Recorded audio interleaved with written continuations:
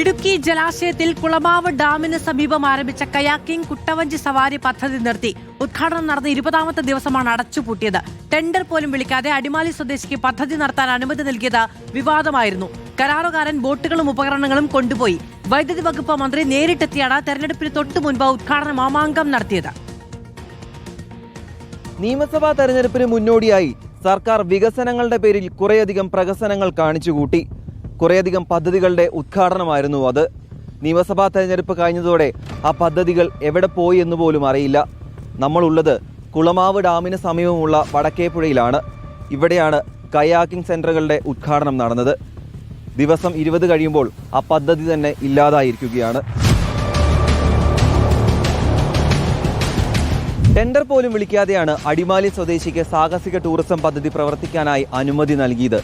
ഉദ്ഘാടനത്തിന് 2 ദിവസം മുമ്പാണ് യന്ത്രങ്ങൾ എത്തിക്കാൻ ആവശ്യപ്പെടുകയും ചെയ്യുന്നത്. നിയമവിരുദ്ധമായ നടപടി റിപ്പോർട്ടർ വാർത്തയാക്കിയതോടെ സാഹസിക ടൂറിസം വിഭാഗം സ്റ്റോപ്പ് മെമ്മോ നൽകി. ഇതോടെ ഇവിടെ എത്തിച്ച ബോട്ടുകളെല്ലാം തിരികെ കൊണ്ടുപോവുകയായിരുന്നു. ടെൻഡർ പോലും നടത്താതെ കരാർ വ്യവസ്ഥയെ കൊടുക്കുന്ന പരിപാടിയാണ് ഇവിടെ കാണിച്ചിട്ടുള്ളത്. ഇത് കരാർ വ്യവസ്ഥയെ കൊടുത്തത് ട്രയൽ റണ്ണിനാണെന്നാണ് ഇവർ പറയുന്ന വശം. പക്ഷേ മെയ് 13-ാം തീയതി തുടങ്ങിയിട്ട് 19 ദിവസം മാത്രമേ റണ്ണിങ് നടന്നിട്ടുള്ളൂ. തെരഞ്ഞെടുപ്പ് കണ്ടുകൊണ്ട് മാത്രമാണ് ഈ പദ്ധതി ഇനിഷ്യേറ്റീവ് ചെയ്തത്. ഇതിനു മുമ്പ് പല പദ്ധതികളും ഇവിടെ വരികയും അത് മുമ്പോട്ട് കൊണ്ടുപോകാത്ത ഒരു അവസ്ഥയിലേക്കാണ് വന്നിരിക്കുന്നത്. ഇവിടെ ഒരു പുരോഗമനം, കുളമാവിൻ്റെ സംബന്ധിച്ച പുരോഗമനം ഉണ്ടാകുമെങ്കിൽ ടൂറിസം മാത്രമേ ഉള്ളൂ. അല്ലാതെ ഒരു വ്യാവസായിക അടിസ്ഥാനത്തിൽ ഇതുപോലെ എന്താണേലും ഇത് മുമ്പോട്ട് പോകുന്നില്ല. തുടങ്ങിയ സമയത്തിൽ എല്ലാവരും ഈ കൊട്ടവഞ്ചിയിൽ കയറുകയും സഹകരിക്കുകയും എല്ലാം ചെയ്തു. അത് മുമ്പോട്ട് പോകും തന്നെയാണ് ആൾക്കാർ വിചാരിച്ചിരുന്നത്. പക്ഷേ അപ്രതീക്ഷിതമായി നിർത്തിവെച്ചു. എന്താണ് അതിൻ്റെ മെയിൻ കാരണങ്ങൾ എന്നുള്ള ഇപ്പോഴും വ്യക്തമാണ്, നമുക്ക് അറിയില്ല. ദേ പോയി ദാ വന്നതിനേക്കാൾ വേഗത്തിലാണ് ഈ പദ്ധതി തിരികെ പോയിരിക്കുന്നത്.